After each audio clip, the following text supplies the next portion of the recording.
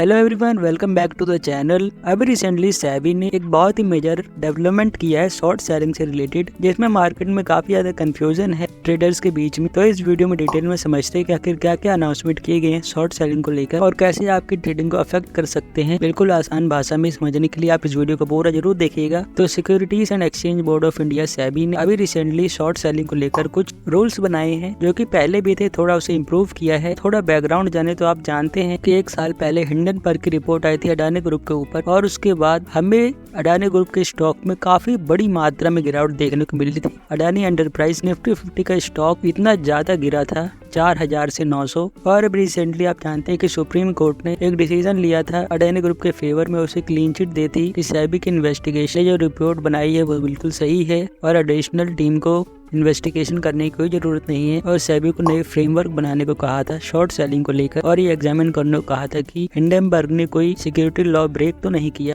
तो इन्हीं सभी बातों को ध्यान में रखते हुए सेबी ने कुछ मेजर अनाउंसमेंट किए हैं। तो ये एक एक करके जान लेते हैं कि क्या क्या अनाउंसमेंट किए गए हैं। तो सबसे पहला अनाउंसमेंट है नो नेकेड शॉर्ट सेलिंग, क्योंकि पहले भी बैन थी कैश मार्केट, अब उसे फ्यूचर एंड ऑप्शन और कैश मार्केट दोनों में बैन कर दिए गए। आप जानते हैं कि फ्यूचर्स में कोई ट्रेडर किसी भी स्टॉक को शॉर्ट करके 3 महीने तक होल्ड कर सकता है, 3 एक्सपायरी रोल ओवर कर सकता है और बिना स्टॉक को डीमैट अकाउंट में होल्ड किए इतने लंबे समय तक अपनी शॉर्ट पोजीशन कैरी कर सकता है। इसी मेजर परेशानी को रोकने के लिए सेबी ने शॉर्ट सेलिंग पर, नेकेड शॉर्ट सेलिंग पर बैन लगा दिया है। तो अब से अगर आपके डीमैट अकाउंट में कोई भी स्टॉक नहीं है तो आप शॉर्ट सेलिंग नहीं कर पाएंगे, जैसा कि कैश मार्केट में होता था। दूसरा है इंस्टीट्यूशनल इन्वेस्टर्स अब से डे ट्रेडिंग नहीं कर पाएंगे। अगर उन्होंने आज कोई पोजीशन बनाई है, सपोज किसी स्टॉक में इंस्टीट्यूशनल इन्वेस्टर्स बाय किया है, तो सेम ही दिन उसे बेच नहीं सकते, उन्हें एक दिन कैरी करना होगा अपनी पोजीशन को। तो no intraday trading for institutional investors. तो इसे जानते हैं क्या क्या पोटेंशियल इम्पैक्ट पड़ सकता है मार्केट के ऊपर। तो मार्केट में मैनिपुलेशन को कम करने के लिए सेबी ने मेजर स्टेप उठाया है, जैसे एक ही दिन में कोई स्टॉक 50% नहीं टूटेगा, क्योंकि आप सभी जानते हैं कि इंस्टीट्यूशनल इन्वेस्टर बड़ी पोजीशन शॉर्ट सेलिंग की बना लेते थे और मार्केट में पता नहीं चलता था और रिटेल ट्रेडर्स फंसते थे।